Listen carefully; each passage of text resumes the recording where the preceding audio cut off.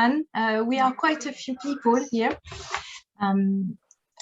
We are around 35 attendees apparently. So some of you know us already. Some others are seeing us for the first time. So I'm Marie, and hello, I'm Sarah.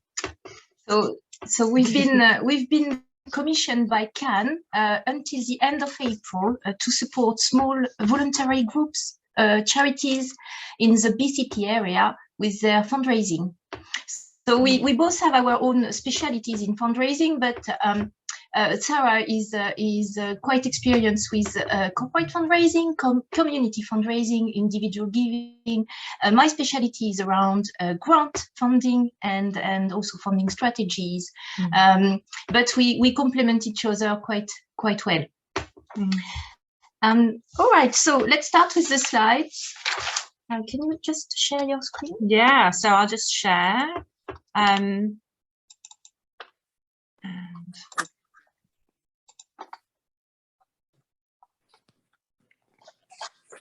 Okay, where's here we go. Can everybody see? Yep. Yeah, can, yes. Perfect, thank you. So the objective today is to give you an overview of what corporate giving, corporate fundraising is. It's just a 1-hour workshop, but hopefully by the end of the session, you will be able to understand if it's for you or not, really. Corporate fundraising is highly complex. It's a form of relationship fundraising that may not suit everyone's needs and capacity as well. So we will try to make you understand what are the key elements to take into account before entering corporate fundraising, really. So by the end of the session, our aim is for you to have a clear understanding on how to start with corporate giving and how to approach the right companies in the best way, as well as understanding what we mean by stewardship, because corporate fundraising is not just a one-off activity. It implies some long-term relationships, and we can see a decent return on investment after 3 years, sometimes 3 to 5 years. And in the meantime, it needs an organization to put in place the right people to engage with those corporate organizations. So as Catherine mentioned, we will answer your questions at the end of the session. If you have any questions during our presentation, please write them down, send them to Catherine, and we will answer them at first, once we've finished with the presentation. We do that because we are quite a few people here today.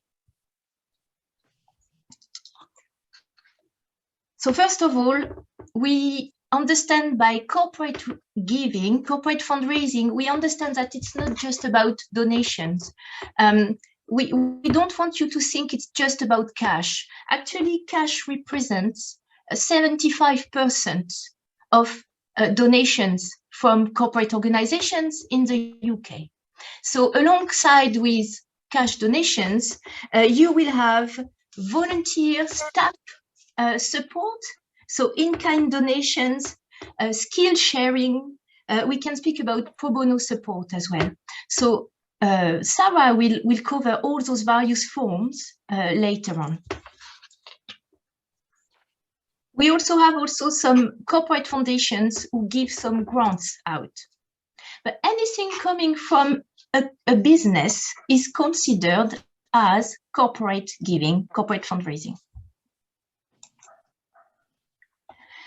A bit of context first, just for you to understand how it works in the UK, and we don't want you to focus too much on the numbers and the statistics we are about to give you, but we hopefully hope that it will help you understand, how much we are talking about.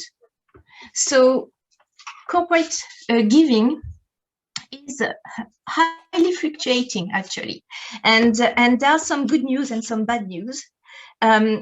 The good news are that businesses really want to invest in charitable causes. Usually they invest their pre-tax profits, so they see corporate giving as a way to cut taxes. But they are businesses, right? And we know foundations do that as well, and trust and foundations do that as well.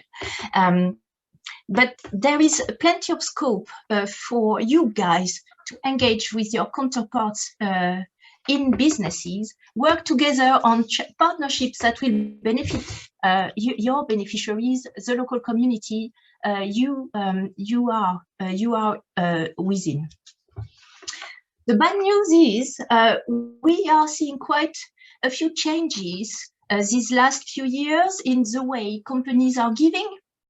There have been quite a few reports done by organizations like CAF or the Institute of Fundraising, and everyone is looking at those top 100 businesses in the UK that give away their profits. And we see that actually in the past 7 years, the volume of donations has only increased by 1%, despite those top companies making an increase in profit of 14%. So companies don't really reinvest their profits and their revenue into charitable organizations. Sarah, please don't hesitate to add anything to what I say. Okay, thanks. So relationships are key in corporate giving, and as you understood earlier, they take time to cultivate. It's not a quick fix. Interestingly, COVID, the pandemic, hasn't had the impact that people were thinking it would have on corporate giving. So even if we see some fluctuations and it's linked to economical, political, or social external changes, the pandemic hasn't really impacted so much corporate giving as people would have expected. I think there is one thing actually to be aware of as well that has impacted corporate giving was in 2013, there was a change in legislation. So there were some changes to the Companies Act, which meant that corporates didn't have to they didn't have to declare how much they were giving to charities, if they were giving any. So that poses, it just makes it an extra challenge in terms of trying to predict where corporate giving is going and what trends there are sort of currently. So it can be a bit tricky to navigate through it. But I think if you have if you've got a long-term approach to it, you're not seeing it as a quick fix strategy, that's a good place to start. So some facts about corporate giving in the UK. We don't have a lot of analyses very regularly, but the trends that are being highlighted in our presentation are relevant, are actual actually. So we know that only 20% of companies in the UK give away 90% of the support you get in charities. Charity income from corporate sources in the UK equal to 2% of their income. In comparison, individual giving, we are talking about 43%. So just to give you an idea, okay, there are some easier routes to generate income than the corporate one. Giving is mainly done pre-tax as a way to pay less, basically. And some of those companies are creating foundations, and we have about 130 foundations in the UK. But as you can see, it's a very, very small percentage of companies who do that. So it means basically that you will, as Sarah said, you will navigate in the dark most of the time. You won't know exactly what you can expect. If they want to give to you, you won't know exactly what you can get.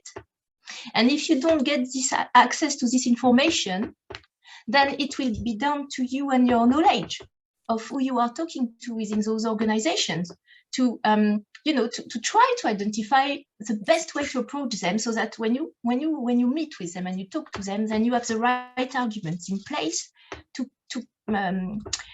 convince them to give you.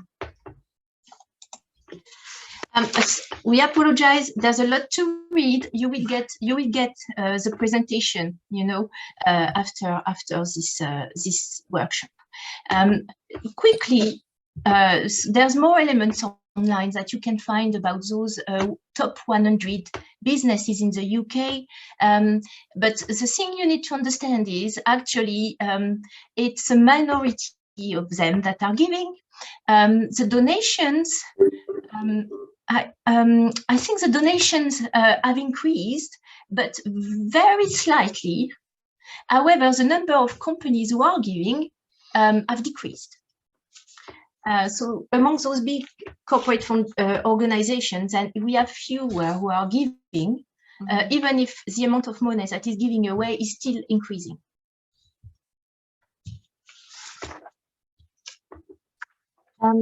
CAF, those Charities Aid Foundation, CAF, has identified 3 top causes for giving. The top one is education. So companies like to give to educational organizations or causes or projects with an educational outcome. But you also have children and young people who are doing well, and community and social welfare type of activities. So you have 3 top causes. It doesn't mean that you won't get any support for other kind of causes. It's just, to give you an idea of those giving trends amongst corporations in the UK. We also know that they don't necessarily give where the needs are the highest. They give around their office, they give to their own networks, they give to organizations that they know. So there have been some interesting maps circulating on the CAF website, actually, showing where we have our most deprived areas in the UK and where the money goes from companies. And you can see that sometimes there are some big gaps and differences. Because companies are not like the government, for example. They don't really want to organize their funding policies around, where the biggest needs are. They want to give to organizations that they know and they believe in, and they know have maybe a certain fit and alignment in their values as well. Is it? It must be also me, right? It is. So we have different motivations behind company giving. There have been some various studies from the Institute of Fundraising. So everything that we present here is mainly coming from the Institute of Fundraising, but also from the Charities Aid Foundation. So various motivations.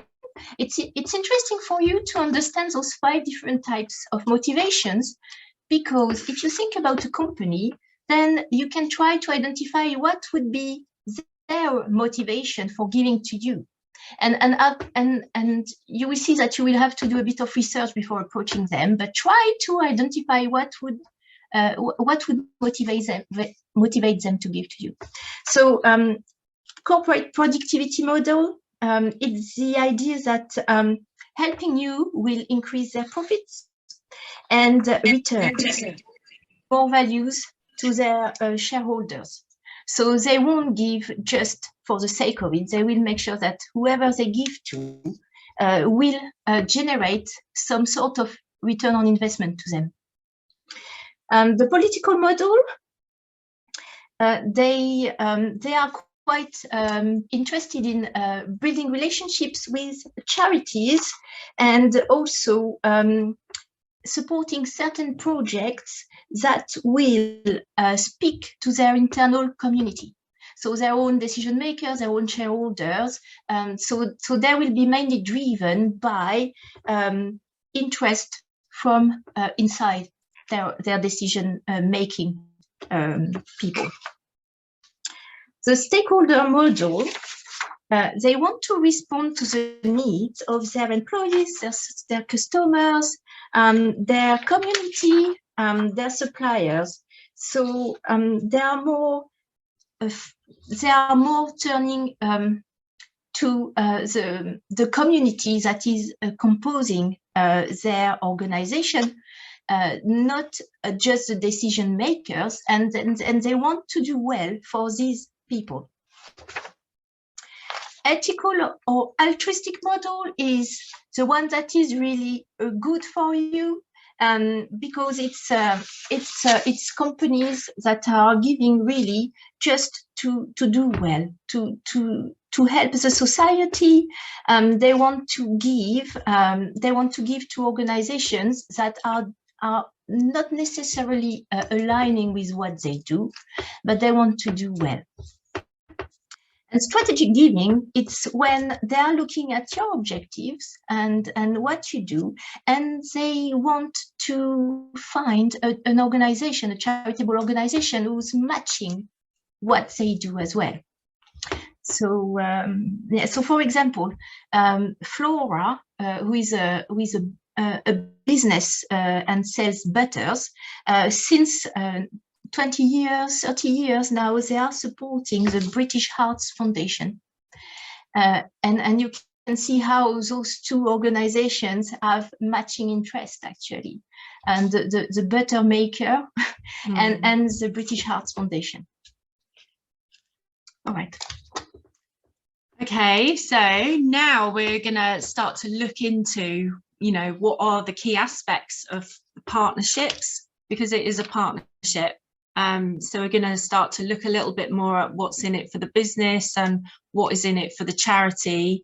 So if we're starting with the business, we use a term in corporate giving called corporate social responsibility, or CSR for short.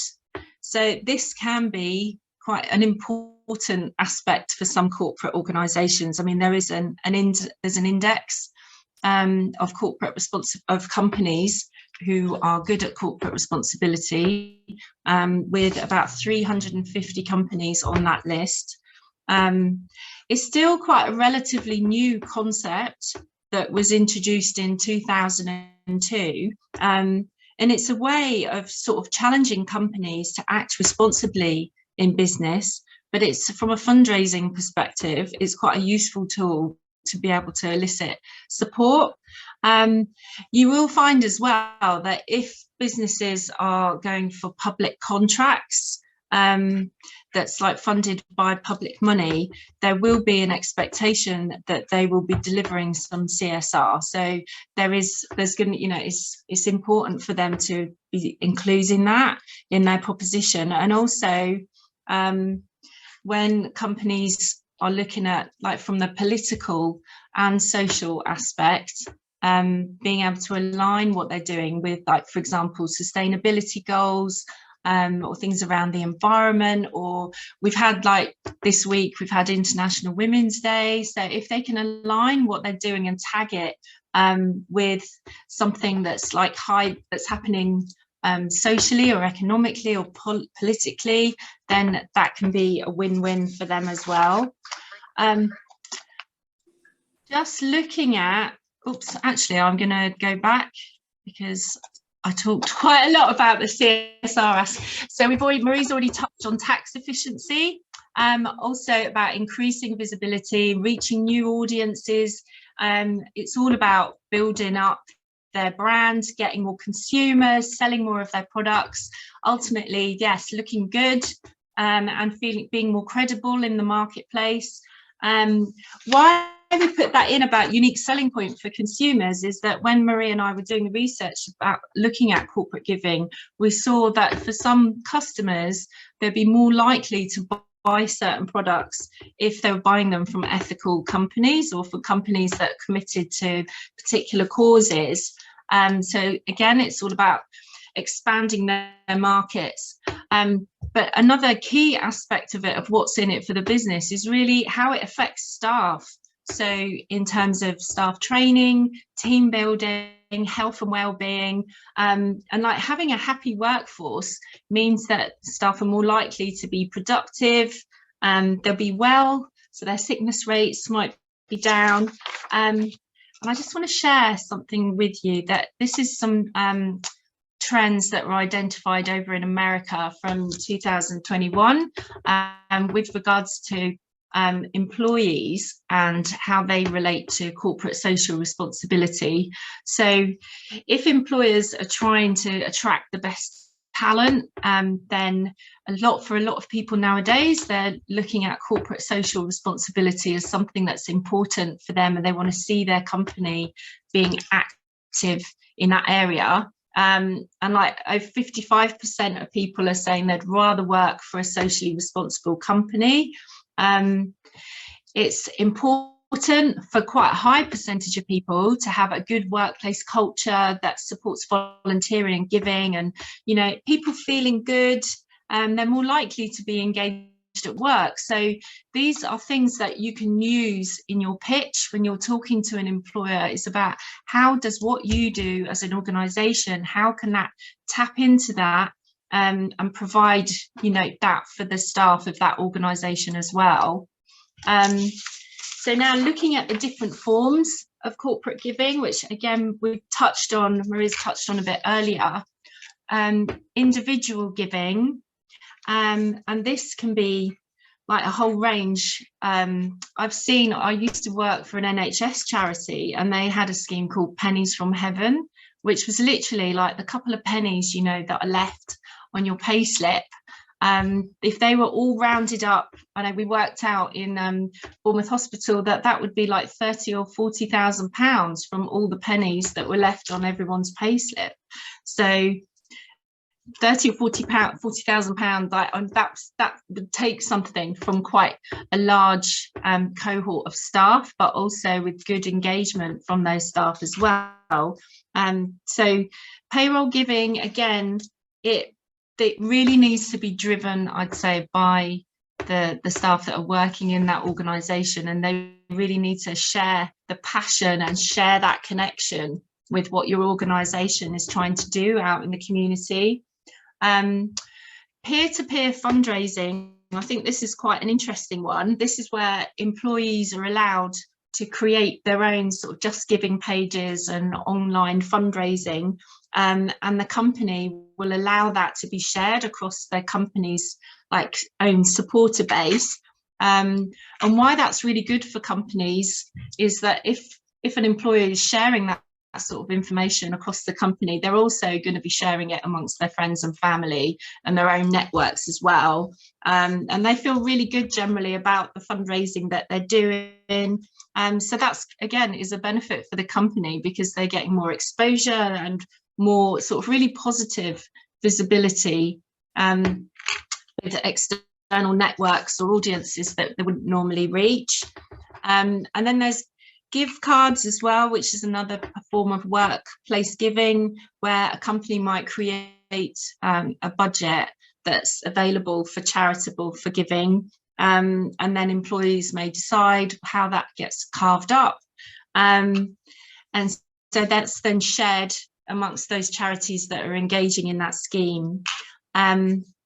Cash donations, again, they come in lots of different forms at a range of levels, from having like collection tins. I've seen collection tins in pubs, in bars. I mean, now we're not so much of a cash, we've moved into that cashless society, but we're seeing like tap contactless facilities in businesses, in receptions, now that we're having more people are going into an office potentially or to an event. That's an area that's opening up. Also within that, there are Charity of the Year partnerships, where we've got some figures on that, where 44% of corporate giving comes from those Charity of the Year partnerships. So that's some figures from Institute of Fundraising. So that, again, that's just to demonstrate the real need for forming those relationships, building them, and then how you maintain, how you steward those relationships afterwards. Of course, sponsorship of events is really positive for businesses as well. And there you can create a whole package of what's available through that, and have different levels of support, and have different sponsors as well. Like for someone who's like the main sponsor, for example, of an event, a company, they would expect to have a very different package to someone that's just gone in at a lower end. Gifts in kind. So that can be anything from raffles to auctions, or to donations that would help save a charity money. And matched funding, this is quite a good one. So I have worked with organisations in like banks mostly, actually, where one of their employees has taken part in an event, and then what's happened is they've recommended to their bank that they match whatever is raised out of that event. But it's good when you're negotiating sponsorship, but also just generally talking to corporates, is finding out who does matched funding, because it's still out there, it's still available. We've touched on pro bono, so some examples of that could be if you're trying to target like legacy donors, although that is a much more longer term kind of journey. But I've known solicitors that will give pro bono work. In fact, we've got one that we're working with at Footprints at the moment, who'll be supporting the work that we do on domestic violence. You can have Wills Week, again, that will encourage people to give in different ways, but that will rely upon a level of pro bono support. We've got sharing skills, again, finding trustees, there are a whole like audience, potential patrons, and there's a whole range of giving as well, in terms of everything I've mentioned, collection tins and cashless giving, from allowing charity leaflets to be in an office, to information being put into a staff newsletter, on a notice board. There's all different levels. So what's in it for the charities? Well, I think you're looking at definitely want to increase your revenue, make savings so that you can direct funds elsewhere. You want to increase your capacity, I think, in general, by being able to attract in new volunteers, and access new audiences, other potential donors, getting new skills, especially as like digital fundraising is not going away, and we need to become more skilled at doing marketing and digital fundraising. So tapping in and sort of working with companies where that is their expertise, and they're happy to share that with us, that's really positive. I mean, ultimately, corporate giving is another level of the donor pyramid.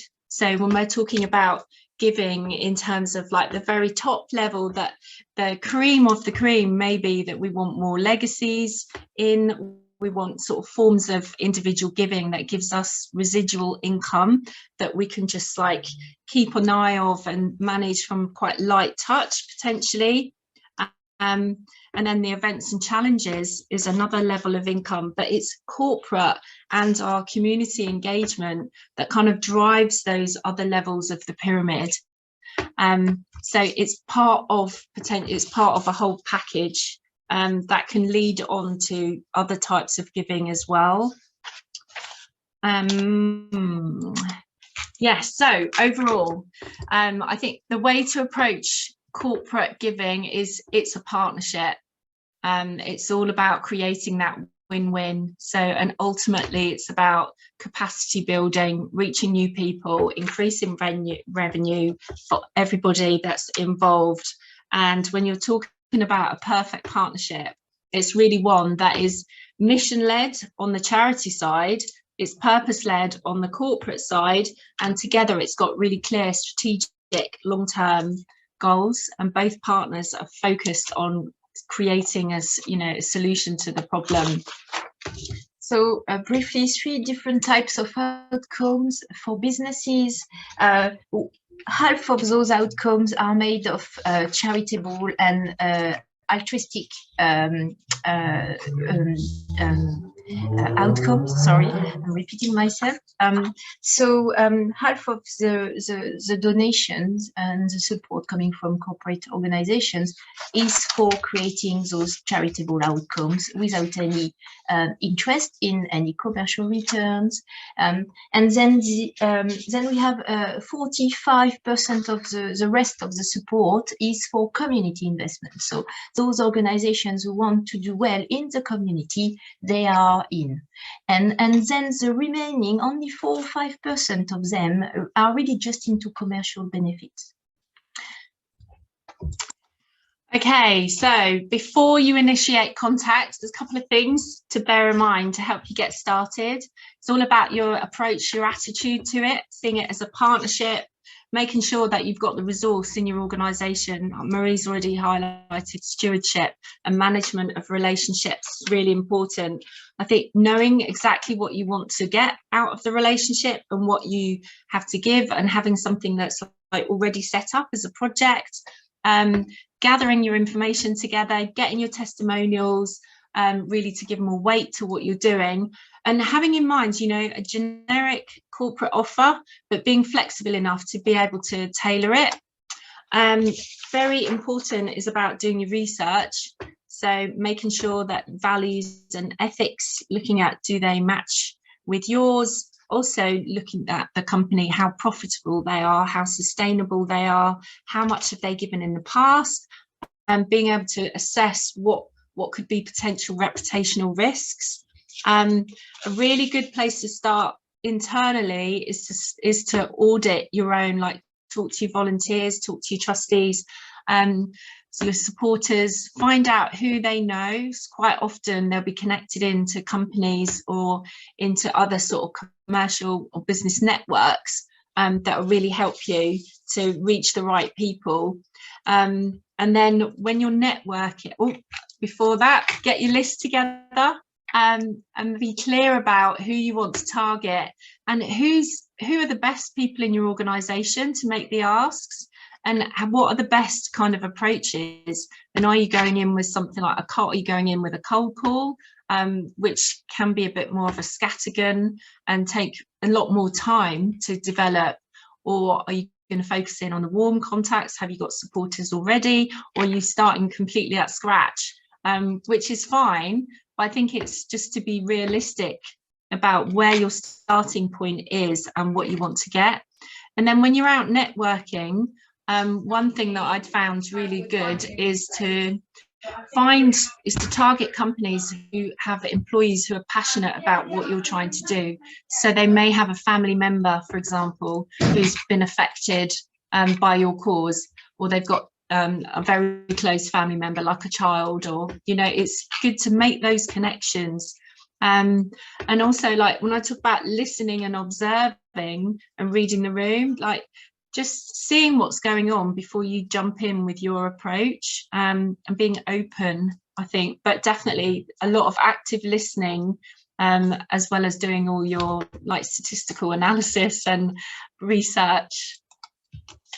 So just a quick few other ideas about things that you can do to approach donors. It's really about capturing their imagination and engaging with them. So a showcase event or a VIP event, or which has an element of networking in it as well, can be really useful, really positive. Tapping into those community networks. So quite often community and corporate giving, there's a lot of links and crossovers. You find that people that run businesses or work for businesses also might be involved with Rotary groups, Masonic lodges, etc. So it's including those kind of groups in any mapping that you do,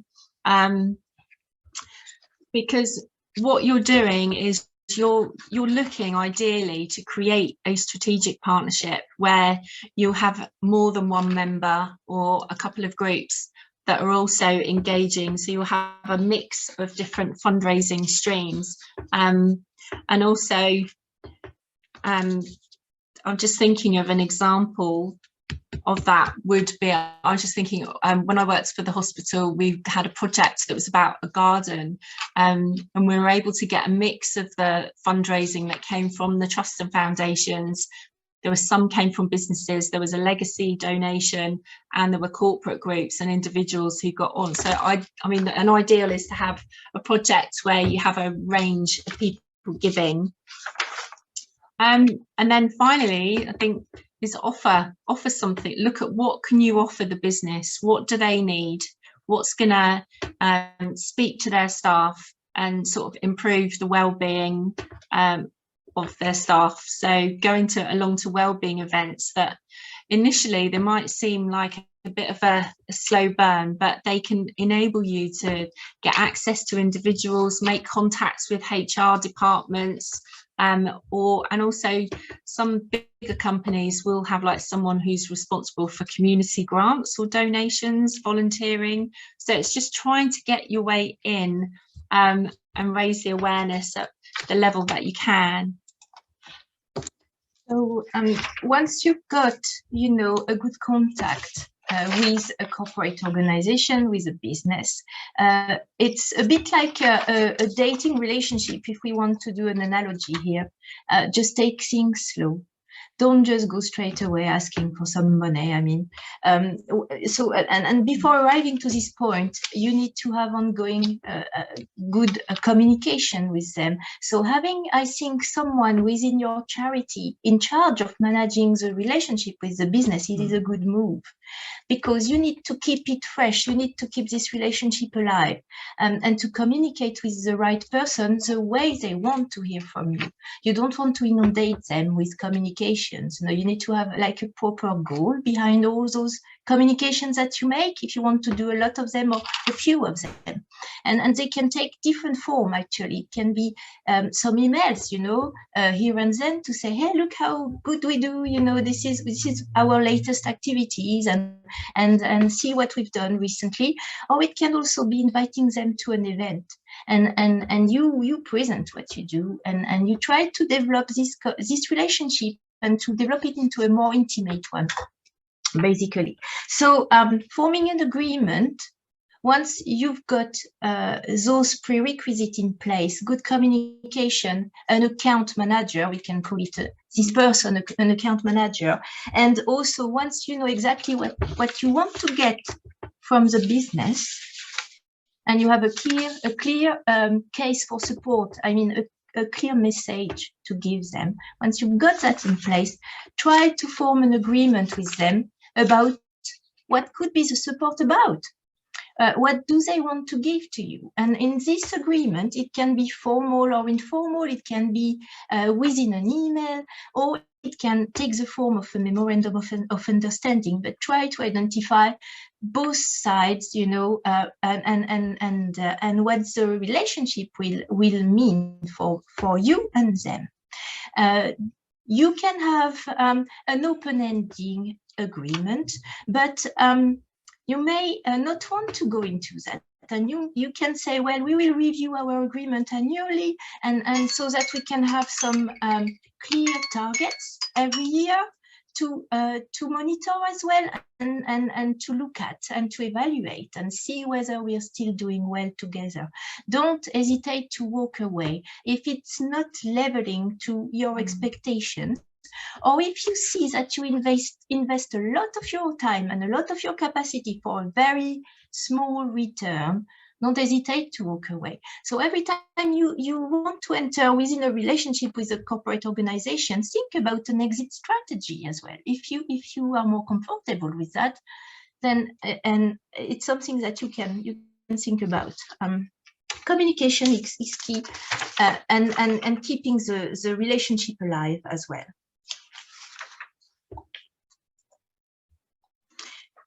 Once everything is running, don't forget to collect this data. What success is looking like for you guys? Is it just about money? So you will have those indicators about, you know, tangible returns, income, but you may want to look at this data that will show that you've been successful in your relationship, but it's not always linked to something, you know, that you can count. Think about it and involve your business in that. Ask them what success would mean for them, and try to monitor that over time and to feed back to them regularly about that. This will help you as well secure some future support from this business. So it's just not just a one-off shot, you know. Once you've got your agreement in place, then yeah, you forget about each other and you just ask the support to this organization. No, it's not just about that. Communicate as well the results and keep them involved in that, and keep their interest alive in what you do and what you've done with their money, because it will likely generate some new support from them.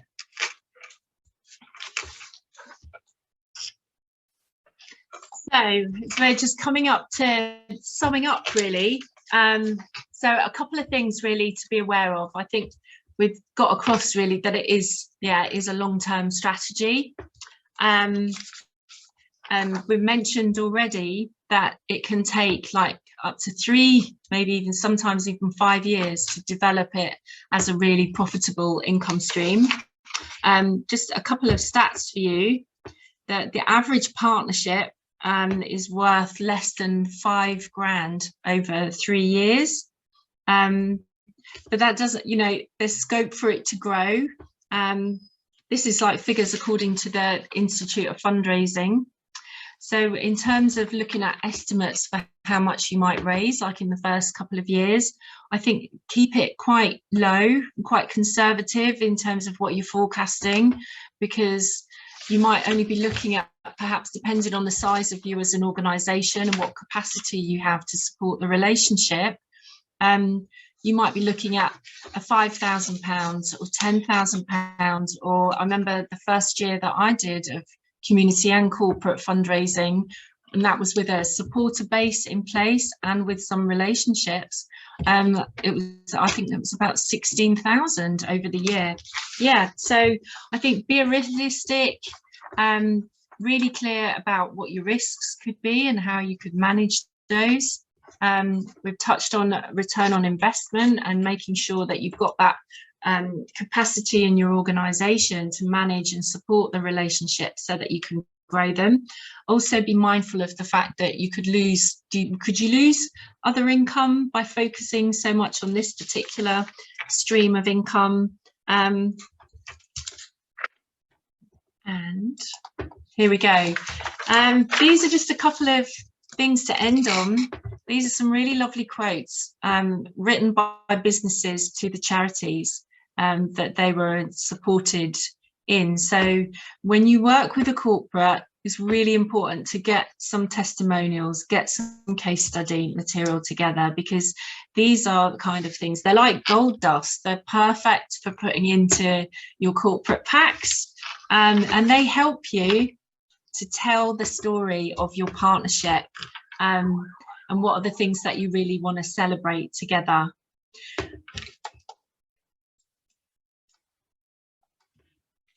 So this is the end of our presentation. We could have gone on and on again, because it's quite an interesting and complex subject.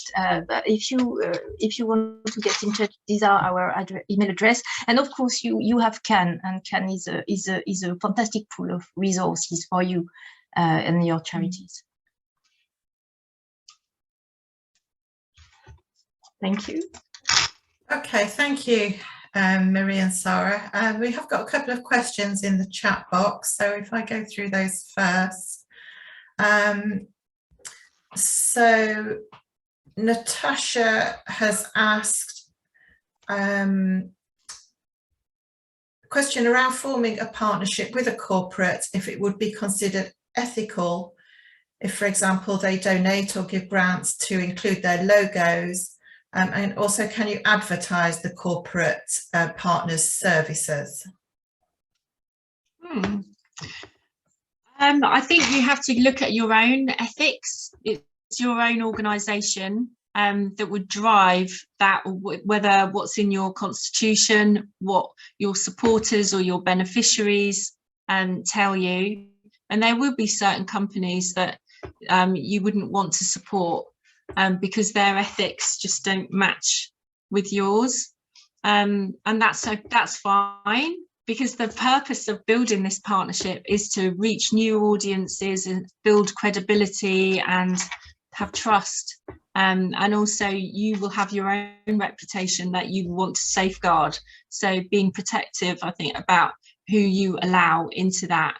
In terms of advertising logos, I know there are certain organisations like public sector, for example. I know when I worked for an NHS charity, there were some issues around how we could use logos. And again, I think if you're not a public sector, you know, if there's not that sort of overlap in that way, it's a question to take back to your board and to look at, okay, so how are we going to use company logos? What works for us as an organisation? Are we going to put them? I've seen corporate logos on email signatures, on invoices, on post-it, you know, on stuff that is in staff areas that goes out to providers. I've seen them on websites. We all have. So it's you agreeing, I think, internally, where are you comfortable with logos, and also how much is that worth?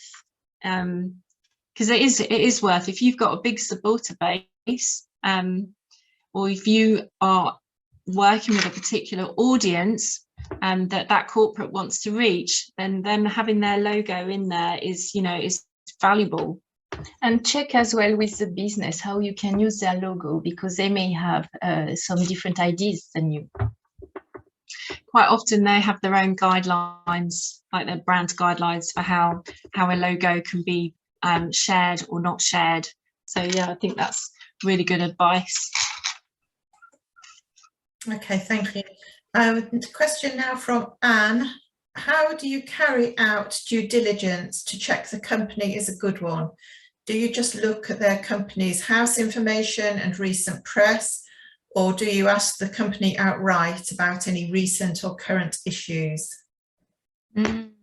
That's really important, doing the due diligence, because that's part of like managing the risk to yourself as an organisation, managing your own reputation.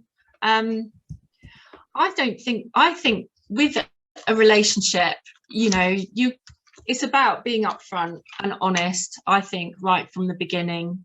And you'd rather know now, I think, and end, you know, and stop things, than find out when you've signed up and it's gone public that something else has come back and bites you. So I think once you start to develop the relationship with them, I think it's okay to ask, is there anything that we should be aware of?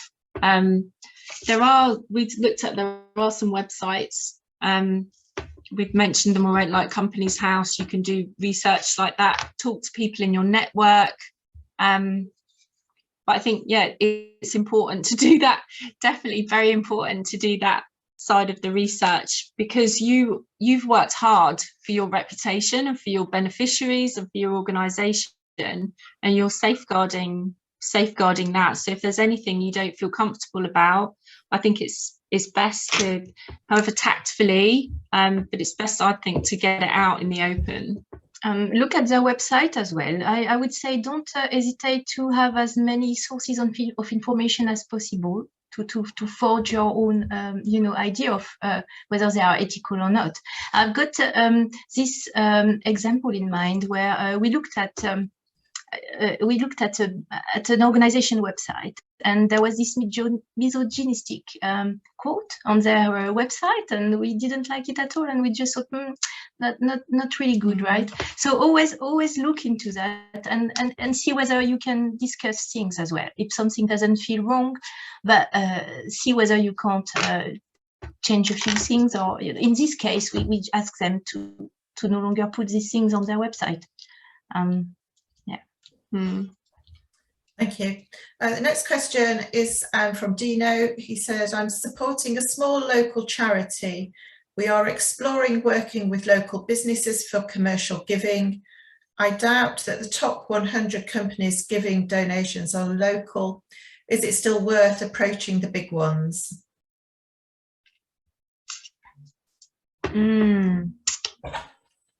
Have you got a relationship in there already? That's what I would say. If you have relationships or connections in there already, then I would say it's worth exploring. If it's cold calling, I'm not so sure, because with the bigger companies, I've found that quite often they have a certain number of charities that they will support every year, and that these can be like years ahead, years ahead. And also I found that with bigger companies, they want a long relationship. They're not necessarily interested in just like short-term relationships. They want it to be sustainable. So I think, again, I think it's trial and error, like try things out for yourself. But be aware that if you're targeting a big organisation, unless you've got a way in, whether that's through some employers or whether someone on your board or one of your service users, one of your supporters has got a way in, that you might not, it might take years, or you might never get in there. I don't know if that sounds really negative. I don't want it to. Okay, thank you. Next question is from Debbie. She says, some charities will appeal more to corporates than others. Any tips on engaging corporates if you are not likely to be a very popular charity? I think it's back into getting to know your networks, like starting internally. Has anyone internally ever worked with that business? Who do you know who's an employee of that business? Can you go in through a different route, like through a community group, for example? Or actually thinking, why do we want to go through that business if they don't naturally support us, our cause? Are they the best fit? Are there other companies that might be a better fit for us? And also it's down to your USP, who you are. Don't try to replicate what other people are doing. You will never be the same anyway. And your beneficiaries and your activities and, the area you are in is different from others. So yes, there are some biggest charities with, well-known brand, etc. But no, don't forget that sometimes new small charities, not so well known, get a better hearing from those companies. Some of them who have been supporting the same charity over and over may want to renew their partnerships as well.